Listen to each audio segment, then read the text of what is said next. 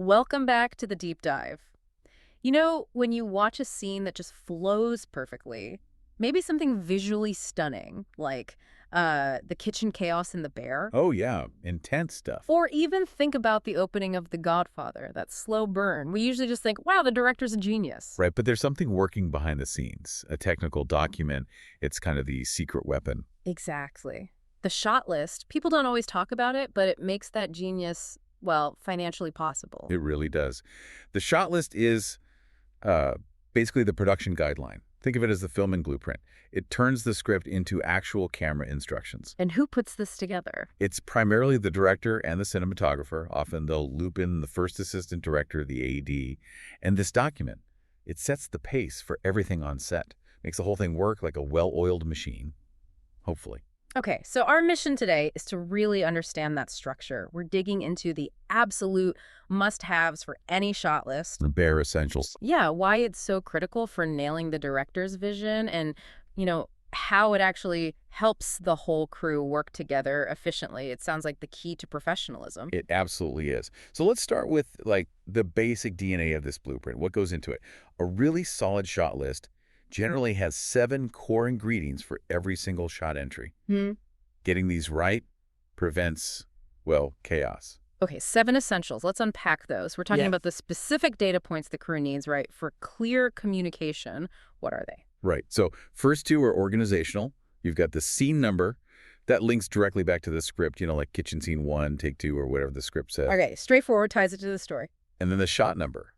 That just tells you the planned order for capturing shots within that specific scene. It roots the technical plan in the narrative flow. Makes sense. And number 3, you mentioned efficiency earlier. Ah, yes, location. This one's huge for efficiency. Wow. Because the shot list has to be organized around location. Seriously, this is fundamental. If you've got, say, scenes 5 and 55 both happening in the main character's office. Even if one's the beginning of the film and one's near the end. Exactly. You group them. You shoot everything you need in that office all at once. It means filming completely out of sequence, but it saves enormous amounts of time moving gear and resetting lights. Okay, but doesn't that create logistical headaches, like for the actors, keeping track of emotional continuity when you're jumping between the start and end of their arc? Oh, it's definitely a challenge. That's where the director and the AD really earn their keep. Yeah. The shot list forces them to plan for this, to coach actors through it. But honestly, the cost savings from not moving lights, camera, sound gear, everything, multiple times for the same location, it almost always wins out. Right, practicality. Time is money, especially on a film set. Okay, let's get into the visual language then. What's next? Fourth element is shot type or size. This tells you what's in the frame, how close or far we are. We use abbreviations here, WS for wide shot, MCU for medium close-up, ECU for extreme close-up. And this isn't just technical, right? It's a creative choice. Totally strategic. You might start WS, wide, show the whole environment. Then maybe jump to an ECU super close for dramatic reaction or key action. Sometimes you'll see optional notes here too, like the specific lens, 24mm for wide, maybe 50mm for a tighter feel. That's for the DP, the cinematographer. Got it. So the size controls the intimacy. What about the perspective, how we're looking at the subject? That brings us to number 5, camera angle. This is all about the camera's relationship to what it's filming. Is it eye level, kind of neutral, natural? Or maybe a high angle looking down. Right, which can make the subject seem smaller, less powerful, or the classic low angle looking up. That tends to give the subject a feeling of power or dominance. And the 6th element, movement. Camera movement. This describes how the camera moves if it's not just sitting static. Is it handheld? That often gives a shaky, maybe disorienting feel. Think horror films or action sequences. Or maybe a really smooth tracking shot, like in a heist movie, following the action precisely. Exactly. Smooth, controlled movement implies something different, maybe precision or inevitability. These choices immediately signal tone, and they also tell the crew what gear they need, dollies, cranes, stabilizers. Okay, and the last core piece, you said 7 essentials. Number 7, may be the most crucial for avoiding on-set confusion. The actor, prop, and action description. So like a little summary. Yeah, just a brief note. Sarah picks up the red phone or John throws the keys onto the table. Simple, but it makes sure the AD, the DP, the props master, everyone knows exactly what needs to happen in this specific shot. No arguments later about whether the phone was supposed to be red or blue. That clarity seems vital. And I've heard some crews, especially the really efficient ones, add an eighth point sometimes. Yeah, optional, but super helpful. Estimated setup time for the shot, and maybe even a rough idea of how long the shooting day will take based on all the setups. Yeah. That's gold for the assistant director trying to keep everything on schedule. Okay, so those are the building blocks, but defining the shot is just part one, right? How does this list, this blueprint, actually help the director achieve their bigger creative vision? Right, because it's not just documentation. A shot list is where the director's vision starts to become concrete. It's a tool for making strategic decisions ahead of time. So using those elements we just listed, angle, movement, to consciously manipulate how the audience feels. Precisely. Think about those angle choices again. Shooting eye level feels normal, Right. but choosing a low angle isn't accidental. Director Peter Atencio, working on The Twilight Zone, he specifically used low angles and also extreme close-ups of eyes to make you feel uneasy, suspicious, like something's off. He planned that feeling right into the list. He planned it. It wasn't just, let's see what feels right on the day. The shot list let him map out that emotional journey shot by shot before anyone even stepped onto the set. And the same logic applies to movement. You mentioned static versus moving shots. Absolutely. If a director lists most of a scene as static shots camera locked down, then the moment they do call for movement may be going handheld. It really stands out. It hits harder. That shift signals something is changing. Maybe tension is rising. Maybe things are getting chaotic. A sudden switch to handheld can inject instant energy or instability. That decision, that contrast, is planned in the shot list to make sure the visual style supports the emotional arc of the scene. It really shows how much visualization happens before filming. I remember reading about Olivia Newman, who directed Where the Crawdads Sing. She had some interesting ways of figuring out this visual structure in pre-production. She really did. She looked beyond just film. Apparently, she studied visual books like Where the Wild Things Are. A children's book, how did that help? Well, think about how the frame size changes in that book. As Max's world gets wilder, the pictures get bigger, taking up more of the page. It taught her how varying shot sizes wide versus close builds an emotional effect, changes the feeling of the space. That's fascinating, using a picture book for film structure. And she also had this technique of watching film scenes with the sound off during her prep. Her test was, does the story still make sense visually? If you can't follow the emotional leads just by watching the sequence of shots, then the shot list isn't doing its job properly. The visuals need to carry the story too. Wow, that's a demanding test. And what about Peter Tensio's color coding system? That sounded like a smart organizational hack. Oh yeah, super practical for communication. He'd mark up his script, and those notes feed into the shot list planning. Blue might mean, need to talk to the DP about this lighting idea. Green could be, flag this for the art department specific prop needed.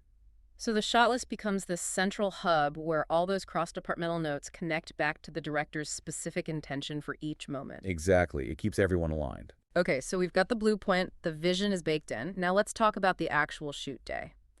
How does this document turn into a practical tool that saves time, saves money, and helps the crew collaborate? Right. This is where it gets really logistical. It all comes down to organization. We already mentioned the big one, grouping by location. That's rule number one for minimizing those big, time-consuming set moves. Minimizing company moves, yeah. But then you drill down further. The next layer of efficiency is grouping into setups. Okay, what does grouping into setups mean on the ground? It means thinking about where the camera is physically placed. Once you set up the camera, the lights, everything for a specific position or angle, you want to capture everything you possibly can from that spot before moving. Maximize that setup time. Exactly. There was a good example in one of the sources about filming a short called The Pen. The director needed a specific static wide shot and a vertical camera move called a pedestal shot, where the camera goes straight up or down, covering the same basic area. Okay, 2 different shots from roughly the same spot. Right. So instead of setting up lights and camera twice, they planned it. Shoot the pedestal move first. Then, without moving the camera or main lights, just lock it off and grab the static wide shot. Same setup, 2 shots ticked off the list. Big time saver. Smart. Get everything you can from that angle before you tear it all down. Precisely. And they also grouped shots that use the exact same camera axis and shot size. Yeah. Like if you need medium shots of 2 different actors talking to each other, Even if their lines are pages apart in the script. doesn't matter script-wise for this. If the camera setup, the lighting, the lens, is identical for actor A's medium shot and actor B's medium shot looking the other way, you shoot them back to back. Cover Jamie, turn around, cover the intern. Boom, done. Saves hours compared to breaking it down and setting up again later. And all this efficiency, this grouping, leads to that holy grail for the assistant director, getting actors off the clock sooner. That's often the ultimate goal, logistically speaking. Sending actors home. Once you've got all the shots that physically require your main actors, their dialogue, their reactions, you can release them for the day or for that setup. And the crew stays behind. Right. Then the crew can focus on shooting things like inserts, maybe that really tight close-up of the pen hitting the floor, or a shot of a hand turning a doorknob, stuff that doesn't need the principal actor standing around. Yeah. Huge win for the budget, huge win for scheduling. Okay, but let's be real. No plan survives contact with reality perfectly. What happens when you get on set and the perfect shot list just isn't working? Yeah, that happens all the time. And that's why flexibility is actually a key part of using a shot list effectively. It's not scripture. Yeah. Olivia Newman talked about this. She said, the list is your blueprint, but you have to be ready to throw it out or alter it slightly. So it's a starting point, not the end point. Exactly. Yeah. Maybe an actor finds a better way to move in the space. Their blocking suggests a different angle. Or you get the camera there and realize, you know what? A slightly higher angle would actually sell this emotion better. The planning gives you the foundation, the confidence to make those informed changes quickly without derailing the whole day. And I imagine that need for adaptation is even higher in situations you can't fully control, like documentaries or reality TV. Oh, massively. Nate Goinyora, who's filmed a lot of high-energy reality dance stuff, she mentioned that for sequences like that, you can't storyboard every single move. You have a shot list, but it's more focused on capturing key moments, specific techniques, making sure you get the coverage you need. You rely more on intuition, moving with the dancers. So the list becomes more of a checklist of essentials in that context. Sort of, yeah. And sometimes the physical reality just forces your hand. There was an example where the plan called for a big jib arm, you know, one of those crane-like things for sweeping camera moves. Yeah. But they got to the location, and there just wasn't enough physical space to set it up safely or effectively. So, quick change. Swap it out for a handheld gimbal, like a Ronin stabilizer. Different tool, different feel maybe, but you adapt to get the shot. So the shot list isn't about being rigid. It's about being prepared enough to improvise smartly when things inevitably change. Keeps the train on the rails, even if you need a slight detour. Well put. It's prepared improvisation. Exactly. Yeah. So, wrapping it up. The shot list is, first, a super detailed communication tool. Gets everyone on the same page. Crucial for collaboration. Second, it's that strategic map.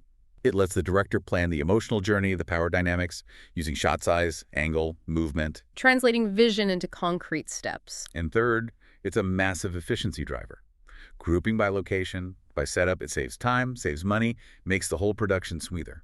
So for you listening, now that you kind of have this inside look at all the pieces, the shot size, the angle, the movement description, everything that goes into planning each shot, here's something to think about. Since that list guarantees every crucial angle is thought about, try this next time you watch a film. Pick a short sequence, maybe 3 minutes long, something with a real emotional punch.